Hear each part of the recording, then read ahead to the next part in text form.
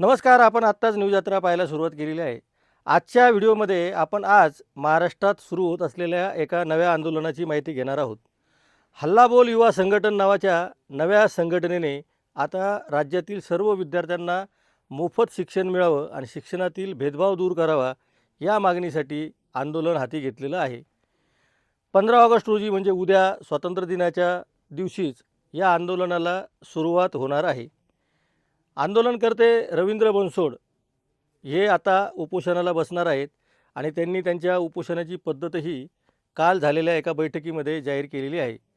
6 CCTV कॅमेरे लावून रवींद्र बनसोड हे उपोषणाला बसणार आहेत आणि त्यामुळे या उपोषणाकडं राज्यभराचं लक्ष वेधलं जाईल आणि या मागणीला तोंड फुटेल यामध्ये कुठल्याही प्रकारची शंका आता उरलेली नाही. खरं तर त्यांनी जे मुद्दे मांडलेले आहेत त्या बाबतीमध्ये बैठकीला उपस्थित असलेल्या जवळपास सर्वांनी संमती दर्शवलेली आहे. त्यामुळं हळूहळू हे आंदोलन महाराष्ट्रामध्ये वेग घेऊ शकतं असा सध्याचा अंदाज आहे. एकतर वैद्यकीय शिक्षणामध्ये ज्या पद्धतीने सरकार काही विद्यार्थ्यांची शुल्क भरतं आणि त्यानंतरही विकास निधीच्या नावाखाली त्या विद्यार्थ्यांकडनं पैसे उकळले जातात असं त्यांचं म्हणणं आहे आणि या उकळलेल्या पैशामुळं ज्यांना शक्य आहे त्यांना ते भरावेच लागतात आणि ज्यांना शक्य नाही त्यांना वैद्यकीय शिक्षण सोडून द्यावं लागतं. अशा एका अत्यंत मर्म प्रश्नावर त्यांनी लक्ष वेधलेलं आहे. त्यामुळं या प्रश्नाला नक्कीच पालकांकडून सुद्धा मोठा प्रतिसाद मिळण्याची शक्यता आहे. त्यांनी या बैठकीमध्ये एका विद्यार्थिनीचं उदाहरणसुद्धा दिलेलं आहे की त्या विद्यार्थिनीचा वैद्यकीय प्रवेशासाठी निवड झालेली होती आणि वैद्यकीय प्रवेशासाठी निवड झाल्यानंतर बाकी सगळी फीस ही सरकारकडनं भरण्यात आली. मात्र विकास शुल्काच्या नावाखाली संबंधित महाविद्यालयामध्ये आणि त्या रुग्णालयामध्ये ज्या रुग्णालयाच्या वतीने हे वैद्यकीय महाविद्यालय चालवलं जातं तिथं मात्र विकास निधी त्यांना भरावा लागला. त्यांना ते शक्य होतं म्हणून ते भरले, इकडून तिकडून पैसे कसे जमा केले आणि भरले हे सुद्धा त्यांनी सांगितलं. मात्र सगळ्या विद्यार्थ्यांना हे शक्य होत नाही असं त्यांचं म्हणणं आहे.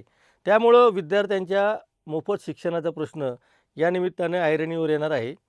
मुलींना 12वीपर्यंतचं शिक्षण तसंही मोफतच आहे, परंतु काही ठिकाणी असं घडलेलं आहे की काही शिक्षण संस्थांमध्ये आणि काही शैक्षणिक जे कोर्स असतात त्यामध्ये मात्र विद्यार्थ्यांकडून 50% पैसे घेतले जातात आणि विद्यार्थिनींना 100% शुल्क माफ केलं जातं. त्यामुळे त्यांनी विद्यार्थिनींना म्हणजे मुलींना जे मोफत शिक्षण मिळतं त्याचं सरकारने घेतलेल्या निर्णयाचं स्वागत केलं.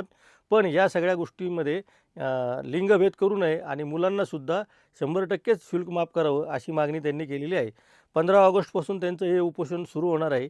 इतरही त्यांच्या काही मागण्या आहेत ज्या खूप महत्त्वाच्या आहेत, त्या आंदोलनाच्या निमित्तानं महाराष्ट्रासमोर येणार आहेत.